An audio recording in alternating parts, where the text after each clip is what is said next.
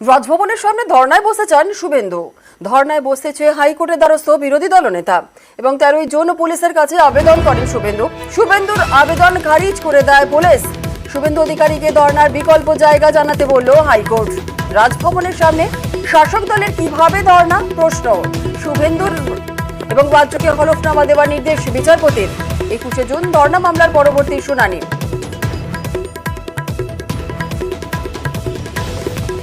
ধারা 19-এর বি অনুযায়ী ফ্রিডম সবাইয়ের আছে টু অ্যাসেম্বল পিসফুলি বা পিসেবলি। আমাদের তো ধারণা তার মানে ওখানে করা যায়, যেহেতু অক্টোবর মাসেও ধর্ণা দেওয়া হয়েছে। রাজ্যকে প্রশ্ন করা হয় আদালতের তরফ থেকে যে কি পারমিশন দেওয়া হয়েছিল। আদালত তখন প্রশ্ন করে যে যদি সেটা হয়ে থাকে তাহলে কি পদক্ষেপ নেওয়া হয়েছে আর কি এই আইনকে ভায়োলেট করার জন্য যারা করেছে তাদের বিরুদ্ধে। শুক্রবার দিনকে মামলাটি আবার রেখেছে, যেদিনকে রাজ্য সরকারকে রিপোর্ট দিয়ে জানাতে হবে যে এই 144 ভায়োলেট করে যদি এখানে অবস্থান করা হয়ে থাকে তাহলে কি ব্যবস্থা নেওয়া হয়েছে যারা করেছিল তাদের বিরুদ্ধে। আমাদেরকেও বলা হয়েছে আদালতকে জানাতে যে আমরা আরও কোনো যদি অল্টারনেট কোনো আমাদের কোনো অবস্থান বিক্ষোভ মানে অবস্থানের জন্য যদি কোনো জায়গা থাকে আমরা কোথায় করতে চলেছি।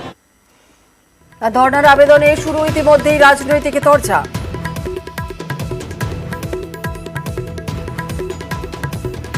রাজভবনের সামনে ধর্নায় বসতে চাইলে বিজেপিকে সবচেয়ে বাধা দেওয়া হয়, অথচ তৃণমূলকে প্যাচে পড়েছে। আজকে কলকাতা হাইকোর্ট বলেছে যে তৃণমূল এবং ভাইপো কেন বসেছিল 144 ধারা ভেঙে তার রিপোর্ট দিতে। এবারে বিনীত গোয়েল রিপোর্ট দিক, চাকরি বাঁচাবে না রাজধর্ম পালন করবে দেখুক, এবারে বুঝুক। রাজভবনের সামনে শুভেন্দু অধিকারী যে অবস্থান করতে চান তো একটা আজব আবদার। নির্বাচনী বিপর্যয়, বিজেপি হেরে গেছে, বাংলায় আসন কমেছে, বিভৎসভাবে হেরেছে এবং তারপর একটা মুসল পর্ব চলছে, কারা এইসব থেকে নজর ঘোরাতে এই ধরনের নাটক করতে গেছিল বিজেপি। তাদের এই চাই ওই চাই, ওখানে বসতে হবে, এসব হয় না, কোর্ট বিদায় করে দিয়েছে। শুভেন্দুর বিরুদ্ধে পদক্ষেপে না, শুভেন্দু অধিকারীর কোলাঘাটের অফিসে পুলিশের তল্লাশি। কোলাঘাট থানায় এফআইআরে কোনো পদক্ষেপ নয়। শুভেন্দুর বিরুদ্ধে পদক্ষেপ করতে পারবে না কোলাঘাট পুলিশ। 30শে সেপ্টেম্বর পর্যন্ত শুভেন্দুর বিরুদ্ধে এফআইআর স্থগিত হাইকোর্টের। এফআইআরে স্থগিতাদেশের নির্দেশ বিচারপতি অমৃতা সিনহার।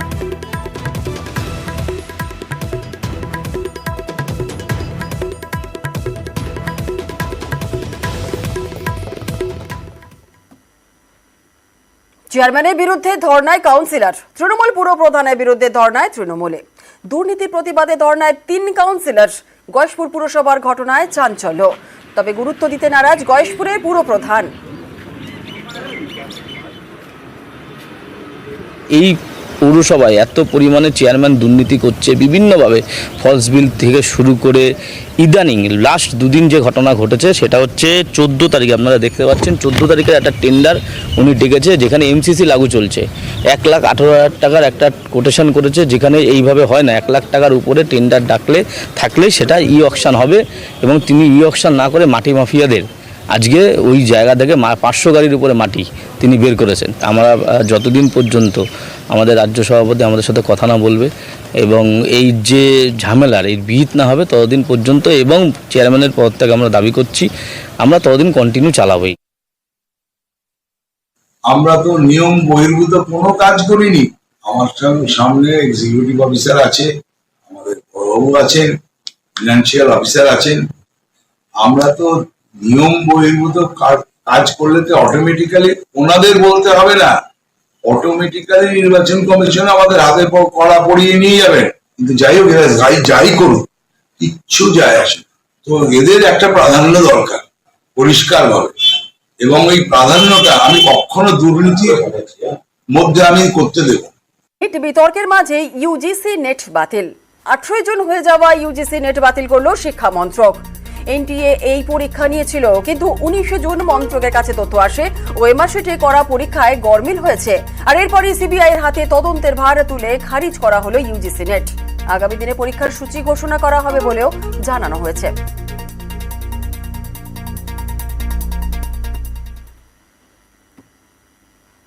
ফের কেন্দ্রীয় বঞ্চনার অভিযোগ রাজ্যের। সমগ্র শিক্ষা অভিযানে টাকা বন্ধের অভিযোগ। পিএমশ্রী চুক্তি না করলে টাকা নয় জানালো কেন্দ্র। বরাদ্দ বন্ধে ফের সরব রাজ্য সরকার। অবিলম্বে বরাদ্দের টাকা চেয়ে কেন্দ্রকে চিঠি।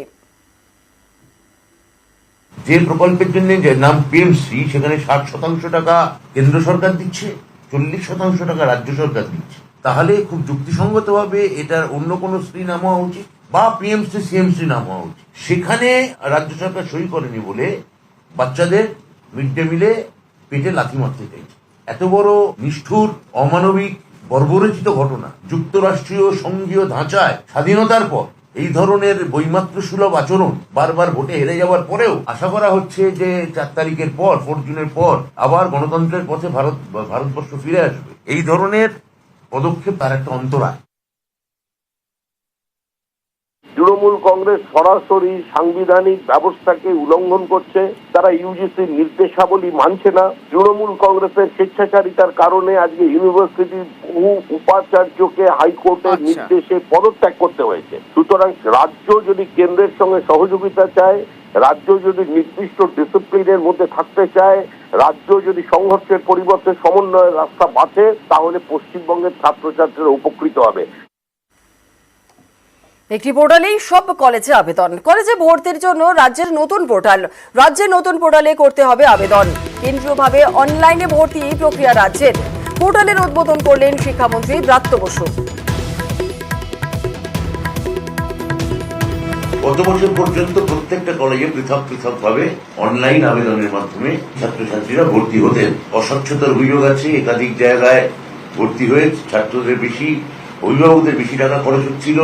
উচ্চশিক্ষা বিভাগ 16টি সরকার গঠিত আমাদের যে বিশ্ববিদ্যালয় আছে অ্যাফিলিয়েটিং, 9,46,921টি আসন নিয়ে একটি কেন্দ্রীয় অনলাইন পোর্টালের মাধ্যমে এই ভর্তির ব্যবস্থা হতে চলেছে। এই পোর্টাল স্বচ্ছ, এই পোর্টাল সহজ, এই পোর্টাল সাবলীল। গোটা দেশে মুখ্যমন্ত্রীর নির্দেশে এই ব্যবস্থা আমাদের দেশে এটা সর্বপ্রথম হচ্ছে। দিল্লির প্রতিনিধি দলের সামনে বিক্ষোভের ঘটনায় কড়া বিজেপি। ডায়মন্ড হারবারে বিজেপি প্রার্থী অভিজিৎ দাসকে সাসপেন্ড করল বিজেপি। মঙ্গলবারই আমতলার ঘটনায় উস্কানির অভিযোগ অভিজিৎ দাসের বিরুদ্ধে। আমরা একটা দেখেছি যে অভিজিৎ দাস বাবুকে আপাতত সাসপেন্ড করা হয়েছে, এটা কি? হ্যাঁ, একদম ঠিক। পার্টির নির্দিষ্ট যে ডেকোরাম সেটা মানার না জন্য, ডিসিপ্লিন না মানার জন্য এটা করা হয়েছে। আর এদিকে ভুয়ো চিঠি বলে দাবি করছেন অভিজিৎ দাস। মঙ্গলবার দিল্লি বিজেপির টিম এবং আমতলার অশান্তি নিয়ে অভিজিৎ দাস কি জানিয়েছিলেন শোনাব। স্বামী বরখাস্ত করা হয়েছে কে বলেছে? আমার কাছে তো এই ধরনের কোনো চিঠি এখনো আসেনি। আমি হার্ড কপিও পাইনি, আমি ইমেলও পাইনি। কে দিয়েছে? আপনাদের মিডিয়াদের কে দিয়েছে? এই ধরনের যদি চিঠি ফেক হতে পারে, এই ধরনের অনেক ফেক চিঠি হয় যে কেন এটা লিক হলো, এবং যে মিডিয়া ইনচার্জ আছেন জগন্নাথ চট্টোপাধ্যায়, উনি এটা সদুত্তর দিতে পারবেন। উনি যেহেতু দায়িত্বে রয়েছেন মিডিয়া ইনচার্জ, যে ডোনার ডিপার্টমেন্টে কে লিক করেছে, তো ওনাকেই ধরা, ওনার কাছে রাজ্য নিশ্চয়ই সুকান্ত দা এরকম বলেছেন কিনা আমি জানি না। আমার তো মনে হয় না যে রাজ্য সভাপতি দ্বারা বলছে। তাহলে উত্তর দেবেন? কেন দেবো না উত্তর? আমি তো একটা ডিসিপ্লিন কার্যকর্তা, আমি তো আর রিক্সাওয়ালা ভ্যানওয়ালা নই। হোয়াটসঅ্যাপে কেউ আমাকে সোকাল লেটার পাঠাবে ওইটা তো নয়। আমার কাছে অরিজিনাল হার্ড কপি দিতে হবে, ইমেলের মাধ্যমে দিতে হবে। ফের রাজ্য নেতৃত্বকে নিশানা সৌমিত্রর। কেন্দ্রীয় নেতৃত্বের বিরুদ্ধে অভিযোগ নেই, ব্যক্তি নয় চেয়ারের বিরুদ্ধে অভিযোগ। ভোট পরিচালনায় ভুল তো হয়েইছে, ফের রাজ্য নেতৃত্বকেই নিশানা সাংসদের। আর ফল ঘোষণার পর থেকেই সরব সৌমিত্র।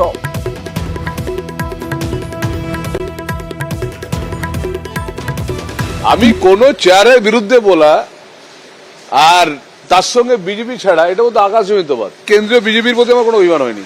দুজন থাকলে ঘরে লড়াই হয়, তো বিজেপি একটা বৃহৎ দল, লড়াই হবে না এটা বললে হয়? যেখানে লড়াই হয় সেখানেই আবার নতুন করে চারাগাছ জন্মগ্রহণ করে। আমাদের শেষ জায়গাটায় যেতে হবে, যে জায়গাটাতে আমরা কোনখানটায় মিসফায়ারিং হয়েছে। যে রাজ্য সভাপতির মধ্যে সবাই যে কেউ পেতে পারে, রাজনৈতিক পোস্ট ছিনিয়ে নিতে হয়। আমি সৌমিত্র খা ছিনিয়ে নিতে জানি।